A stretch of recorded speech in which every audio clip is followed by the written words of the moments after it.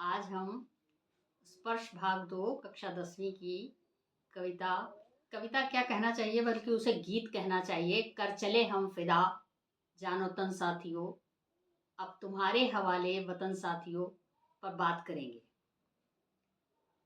इसके लिए सबसे पहले ये बताना बहुत ज़रूरी है कि इस संसार में प्रत्येक प्राणी को अपने प्राणों की परवाह सबसे अधिक होती है और जब जब उसकी जिंदगी पर कोई भी खतरा मंडराता है तो कमजोर से कमजोर प्राणी भी उसका मुकाबला करने के लिए तैयार हो जाता है।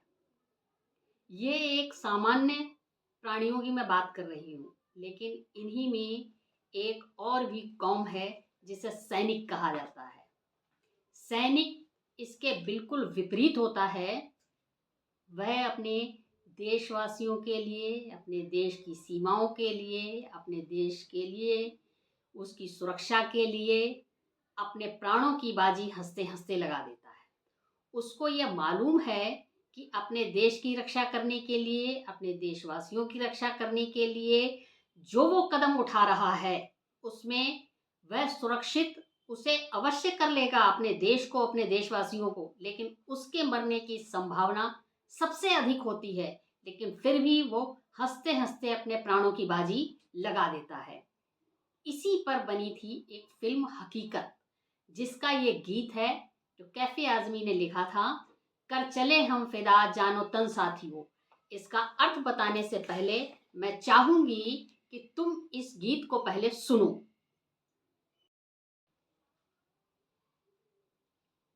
चलो अब हम इसका अर्थ समझते हैं।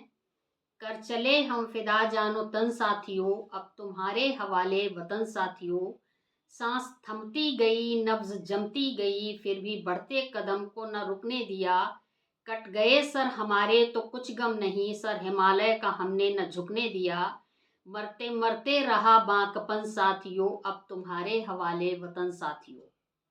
इन पंक्तियों में कवि ये कहते हैं कि जिस समय देश मुसीबत में था और हमारे देश के सैनिक अपनी सीमाओं की रक्षा करने के लिए तत्पर थे, उस समय वे ठंड के मौसम में, इतनी अधिक ठंड थी कि उनका रक्त जम रहा था नसों में, उनके हाथ नीले पड़ रहे थे, लेकिन फिर भी उनके जोश में कोई कमी नहीं थी।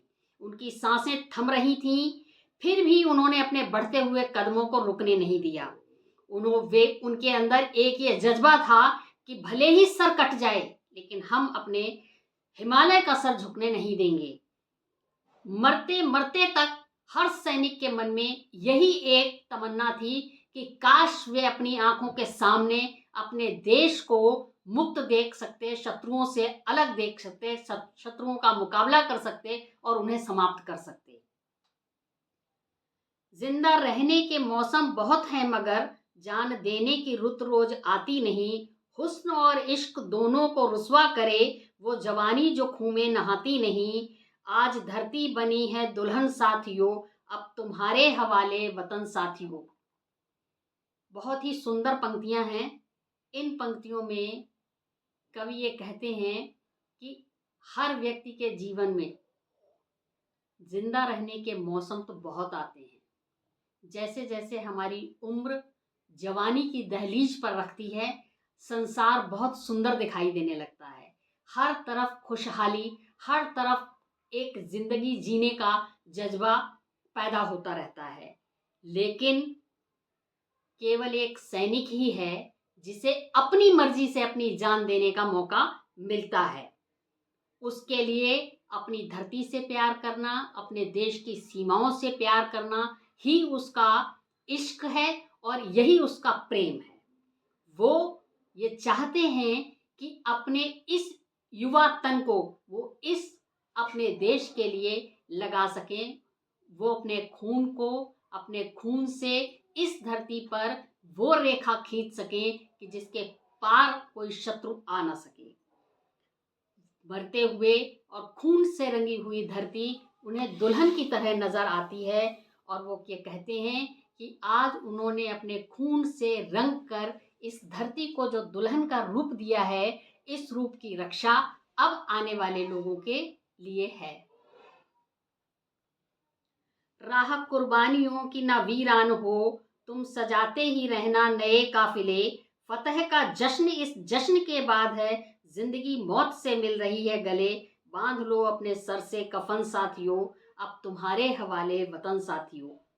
इन पंक्तियों में कवि ने कितनी बड़ी बात कही है कि सैनिक ये कहते हैं कि जिस कुर्बानी की राह पर वो आज आगे चल पड़े हैं, ये कुर्बानियों की राह कभी खत्म ना हो। इसमें हर काफिले के बाद जो एक काफिला खत्म हो रहा है, उसके बाद लगातार दूसरे काफिले आते रहें, तब तक जब तक कि हमारे देश की सीमाएं पूरी तरह सुरक्षित ना हो सकें। हमारे जीत का जश्न तो तब होगा, बेशक हमारी मृत्यु के बाद वो जश्न हो, लेकिन जश्न तो तभी होगा जिंदगी का, तब जब हमारा देश सुरक्षित होगा और हमारा देश शत्रुओं से विहीन होगा। वो कहते हैं कि अपने सर पर कफन बांध लो। मेरे आने के बाद वाले काफिले के लोगों को वो कहते हैं कि मेरी मृत्यु के बाद जो काफिला आ रहा है, वो भी अपने सर पर कफन बांध कर आए कि अगर उसे इस राह में मिटना भी है तो वो मिट जाए, लेकिन अपने देश को जीत दिलाकर। क्योंकि जीत का जश्न तो तभी है, हमारी जिंदगी में वो जश्न हो या ना हो, हमारी मौत के बाद भी अगर जीत का जश्न होता है तो वो मेरा ही जश्न है, वो किसी और का नहीं।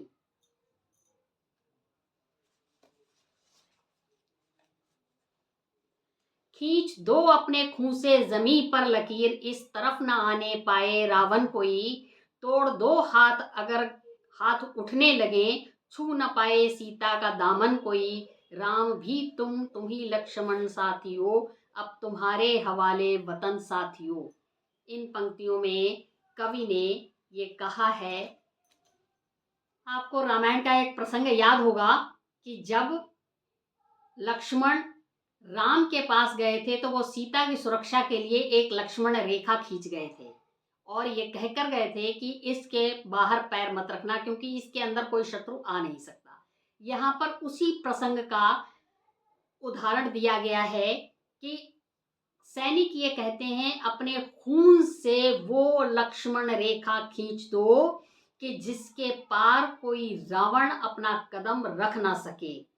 और अगर कोई शत्रु आता भी है और अगर हमारे देश पर किसी का हाथ या किसी की नजर उठती है तो उनके हाथों को तोड़ दो, उनकी आंखों को अलग कर दो उनके शरीर से, क्योंकि इस पवित्र धरती को उन्होंने सीता का रूप माना है। और कहते हैं जिस प्रकार से